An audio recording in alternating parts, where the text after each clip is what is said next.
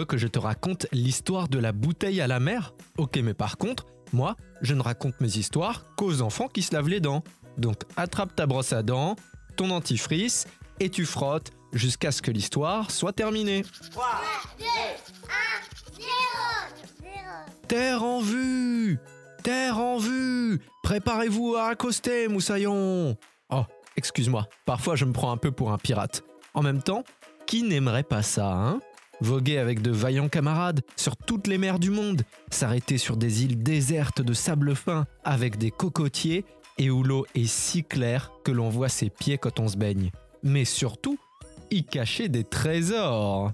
Moi, j'ai grandi au bord de la mer et dans le doute, j'ai toujours regardé au large pour voir si un bateau de pirates n'allait pas venir me chercher. Les années ont passé et le bateau n'est jamais venu. Alors je suis resté sur la plage. Mais quand on se balade comme ça, les pieds dans le sable, il peut quand même arriver que l'on tombe sur un trésor. C'est ce qui vient d'arriver à Indiana Tarrant et Luca Gamberini, deux copains anglais qui faisaient des ricochets sur la plage quand ils ont fait une drôle de découverte. Tu veux que je te raconte ? D'accord, mais d'abord, tu sais qu'à ton âge, c'est vraiment le moment où il faut faire super attention à ses dents, hein ? Parce que tu vas perdre tes dents de lait pour en avoir de plus solides. Et il faut au moins faire une visite chez le dentiste à 3, 6, 9 et 12 ans. Alors si tu es concerné, parle-en à tes parents, d'accord ? Bon, je reviens à mes deux copains anglais qui faisaient des ricochets à Hove, au sud de l'Angleterre. À un moment, ils ont repéré une forme sur le sable qui n'avait rien à faire là. Eh ben, figure-toi que c'était une bouteille à la mer. Pas juste une bouteille balancée par un gros pollueur dégueu, non ?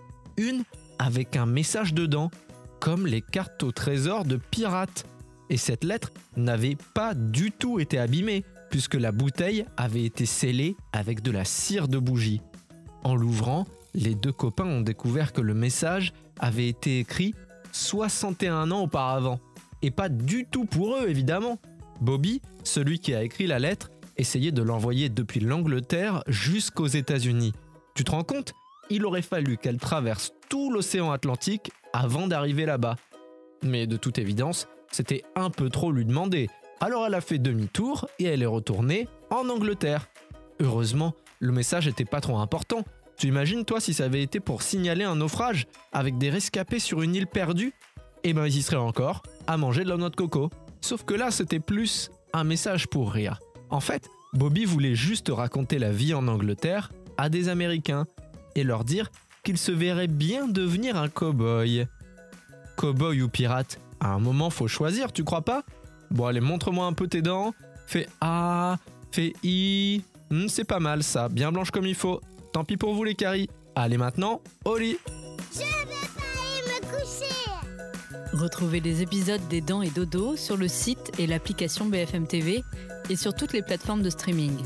Si cet épisode vous a plu, n'hésitez pas à lui donner une note, à vous abonner à la playlist et surtout à en parler autour de vous. C'est un podcast BFM TV.